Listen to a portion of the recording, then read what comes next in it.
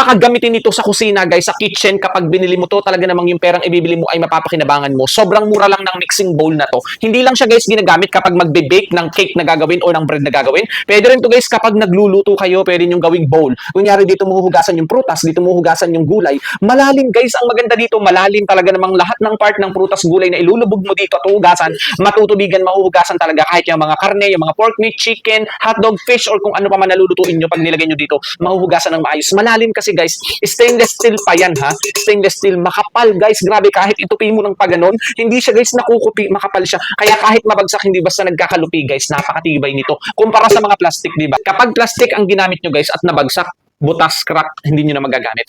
Pero kapag stainless steel ang ginamit nyo, gaya nito guys, kahit mabagsak pa yan, kahit ano pa mangyari, hindi basta mabubutas guys, napakatibay nito. Kaya talaga namang sulit, tatagal sa inyo at sobrang mura. Tatagal sa inyo yan. Napakamura guys, 28 cm yung hawak ko, ganito siya kalaki. Ilam nyo, 130 plus nyo lang to mabibili. Depende sa sizes, makakabili ka nga ng 60 pesos, 70, 80, 90, 100. Depende sa sizes. Imagine 28 cm to 130 plus, diba napakamura? So yung mas sumunod dito, may 30 cm, 32, etc. Napakadaming sizes dito kung anong size ang hanap nyo. Available yan dyan guys, kaya kung ako sa inyo, go check out nyo na.